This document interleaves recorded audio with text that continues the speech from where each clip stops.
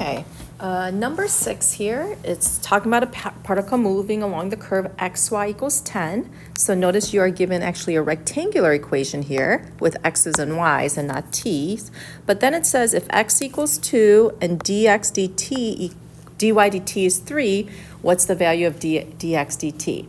So somehow we have to introduce t's into here. So this is actually going back to related rates and introducing that time variable. So we are going to take the derivative of this with respect to t now to introduce that dx dt and dy dt idea.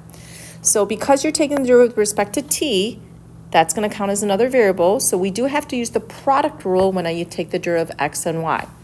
So derivative of x with respect to t is dx dt times the second plus the derivative of y with respect to t is dy dt times the first is equal to 0. So I'm using the product rule here, and let's go ahead and plug in all the values that I have. So notice here they don't give me a y, but I know x has to be 2. So if x is 2, then y has to be 5 to make it 10. So I know this is 5. I have this, I have x, and then from here we can solve for dx dt pretty easily. Subtract the 6 over and divide by the 5. Okay. The next one, it's talking about the position of a particle, and you're given two parametrics, the x position, the y position. The question is, for what values of t is the particle at rest?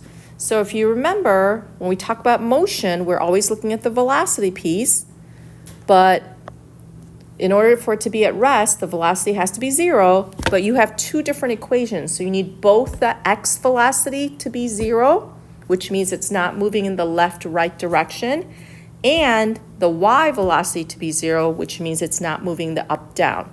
If only one of them 0, it doesn't have to be moving left-right, but it could be moving up and down. So we're looking for where this, take this derivative, is equal to 0, and I also need where dy dt is equal to 0. And both of these factor nicely, so I have t squared minus t minus 6, t minus 3, t plus 2. So t equals 3 and negative 2 is where it's not moving in the xy direction. This one, same thing, I'll factor it.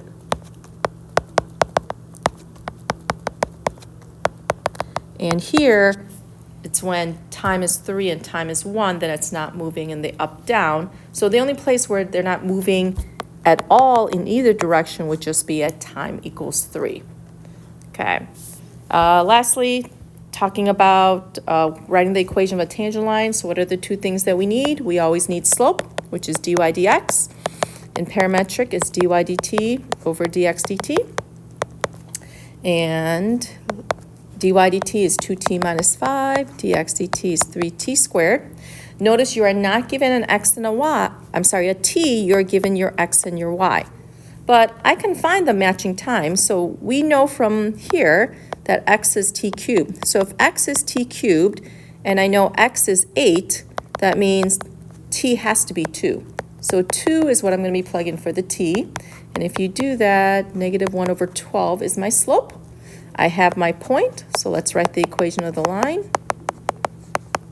And here's my equation.